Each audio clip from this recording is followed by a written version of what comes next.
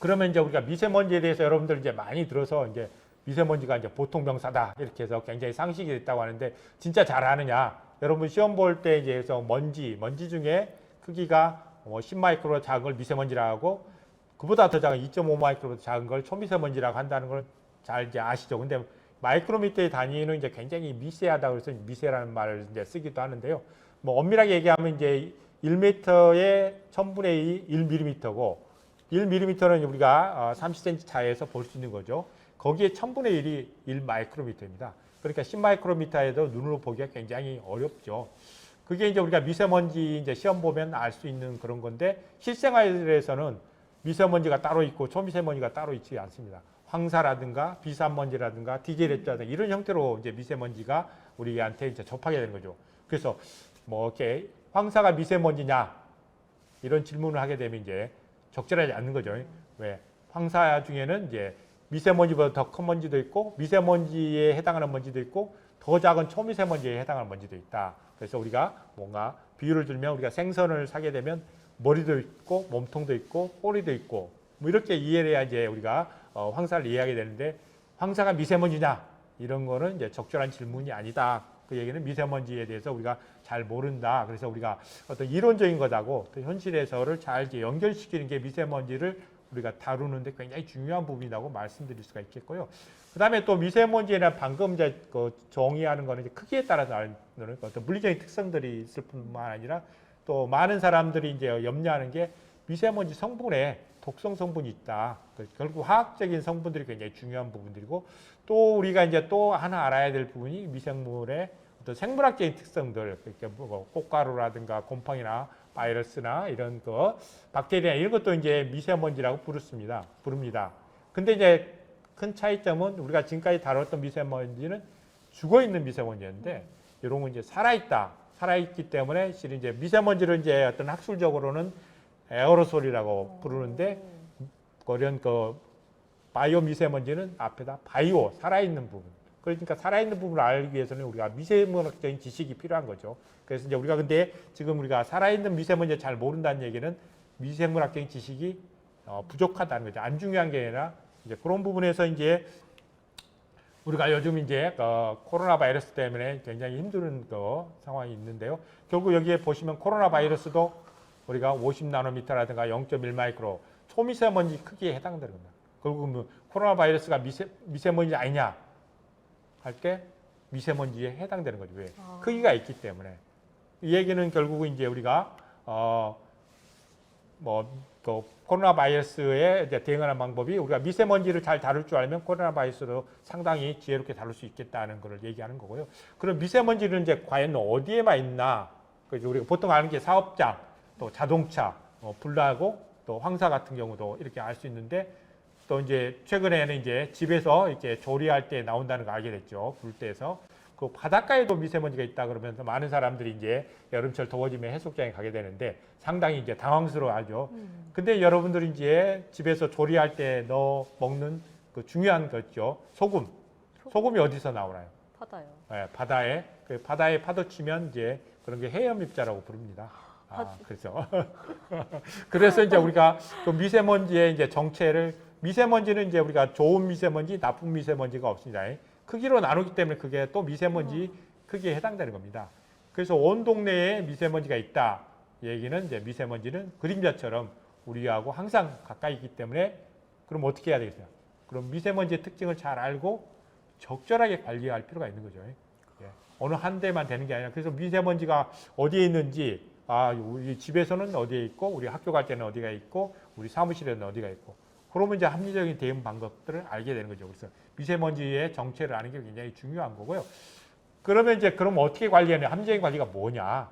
우리가 이제 삶을 질을 생각할 때 잘 산다는 게 뭐죠? 우리가 모든 걸 많은 걸 생산해서 그걸 소비하고 그런 와중에 이제 대기 오염물질이 나오는 거고 그러면 이제 그게 이제 대기를 오염시켜서 또 그 공기를 우리가 마시게 되면 우리 삶의 질이 나쁘다고 그러죠.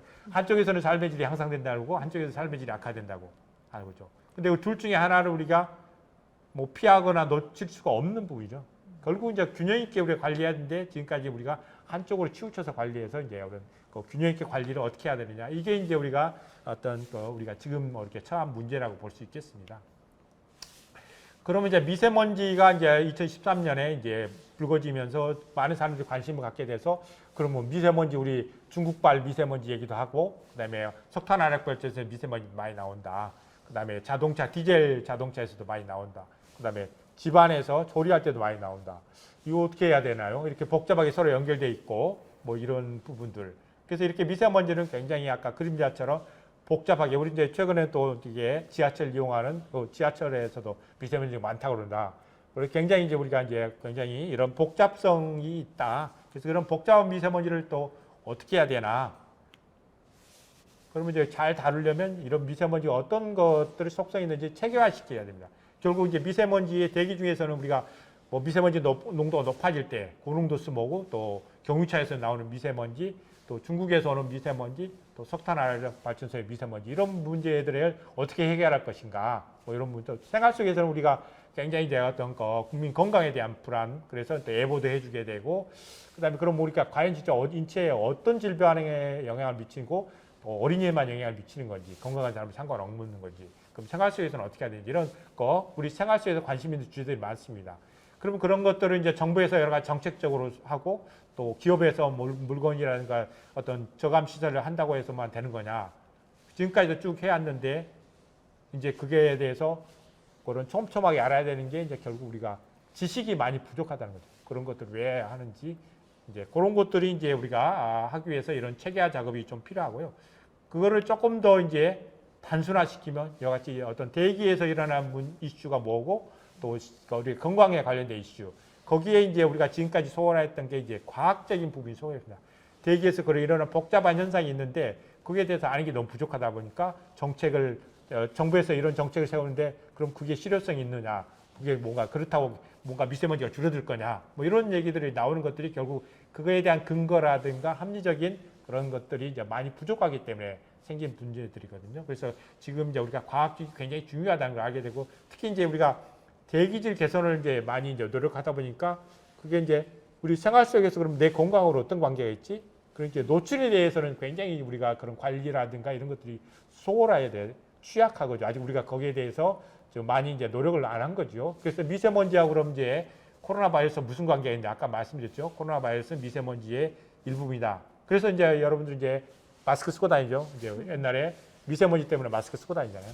같은 속성이 있기 때문에. 그렇다면 이제 우리가 코로나 바이러스를 잘 합리적으로 대응하는 방법은 미세먼지에서 많이 지혜를 배울 수 있다. 그 대신 이제 코로나 바이러스는 이 살아있다, 질환하고 직접 굉장히 급성에 가까워. 우리 질환을 보면 이제 급성에 가깝다. 저는 이제 미세먼지는 만성에 가깝다. 그래서 좀 이렇게 긴급한 측면들은 다르지만 상당히 이제 코로나 바이러스 때문에 우리가 여러분들이 학교도 제대로 못 가고 그래서 결국 이제 코로나 바이러스가 이 단독으로 있는 게 아니라 우리 삶하고 다 연계되어 있는 문제다.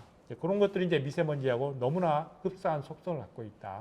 하긴 앞에 미세먼지를 예. 하던 게 있어서 우리가 예. 어쩌면 대응을 좀 더 잘했을 수도 있다는 생각이 들어요. 이 마스크도 다 저희 환자 예. 본 거잖아요. 근데 이제 지금까지는 이제 아직은 이제 많은 사람들이 미세먼지하고 어떤 코로나 바이러스하고 유사성이 있고 뭐 같은 어떤 걸 해야 되겠다는 생각까지 연결을 못 시키고 있어서 이제 그거를 이제 연결시키기 위해서는 이런 그 속성을 알아야 되는 거죠. 코로나 바이러스 이런 속성이 있고 그럼 뭐가 다르냐? 그게 이제 우리가 이제 어떤 거 우리가 의사선 이제 병원에 가면 이제 의사님 말씀은 이제 다 듣잖아요. 그렇죠.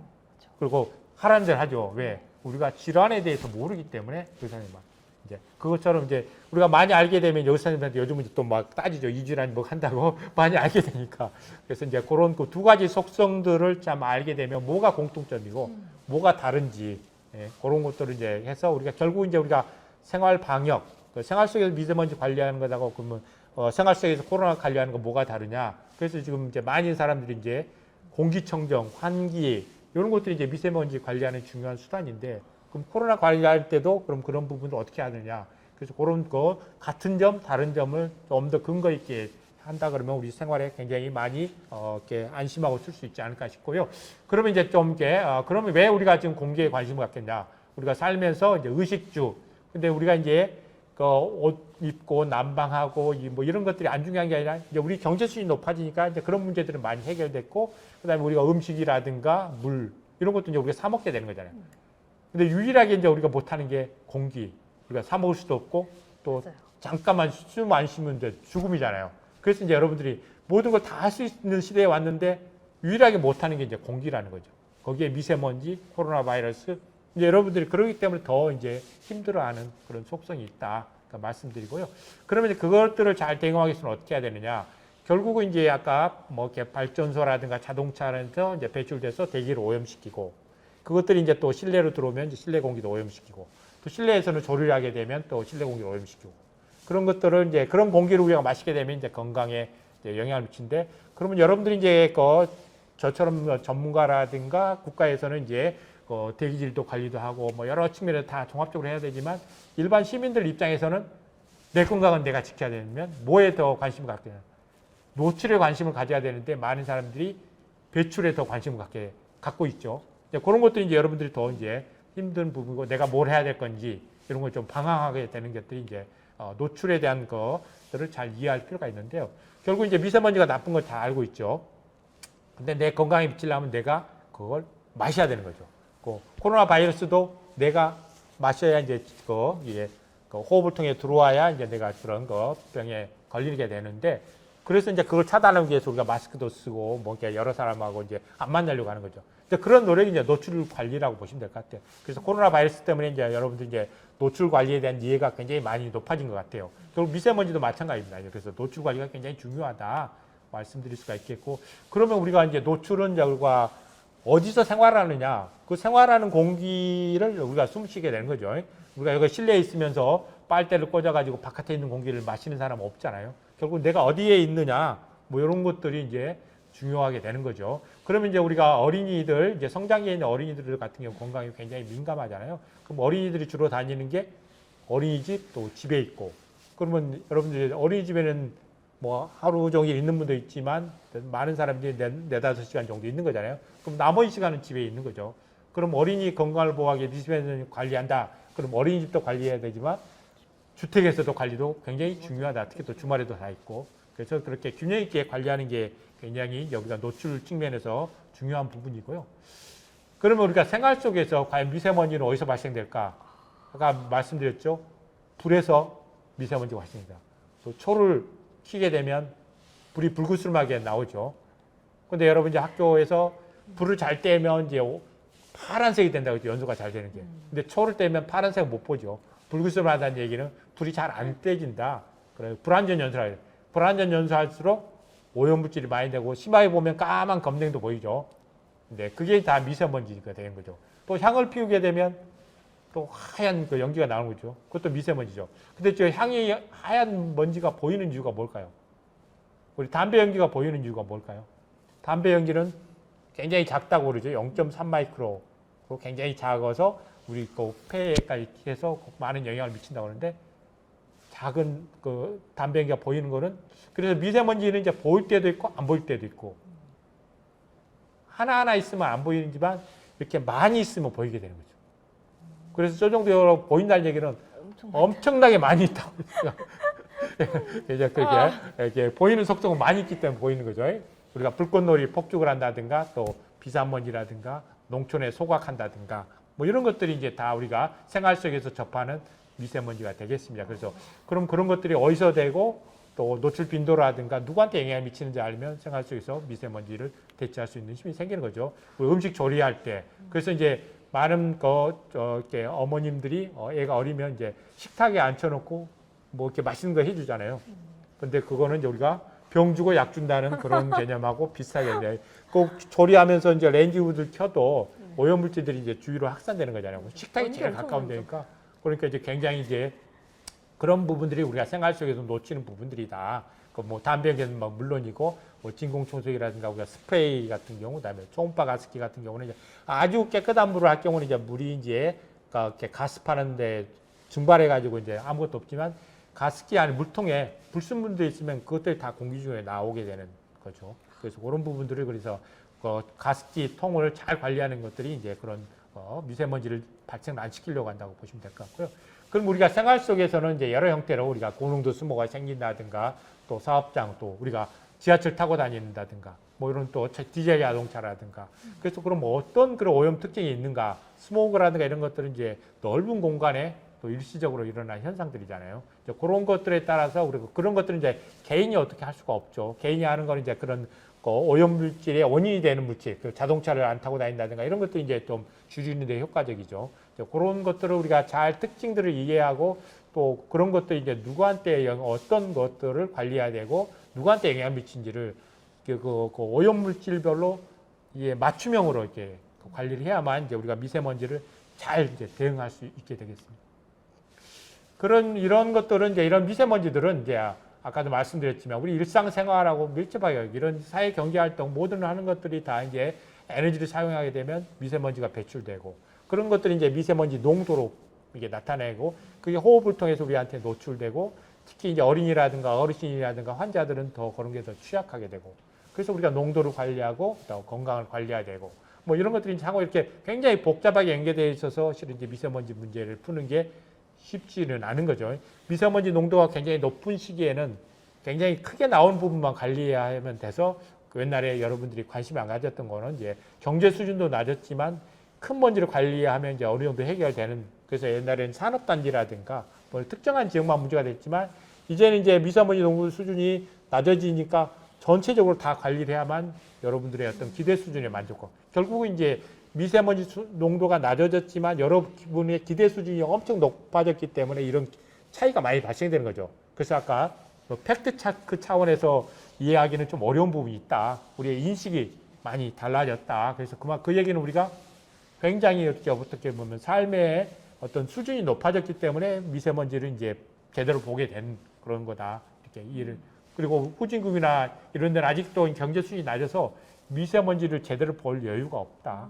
그래서 그런 어떤 그런 소득 수준의 차이가 결국 미세먼지에 대한 인식의 차이를 불러일으키기 때문에 우리가 중국하고 우리나라하고 일본하고 미세먼지를 대하는 그 인식의 차이가 크게 날 수밖에 없는 그런 것들을 우리가 이해할 필요가 있습니다. 그래서 지금 실시간 질문 보면 예. 과거에도 이제 급격한 산업 발달 시기가 있었는데 미세먼지 많았지만 인지하지 못했던 거죠. 그리고 알면서 여기는 공포감이 커진 건 아니냐는 줄리아님의 질문이 있었는데 예.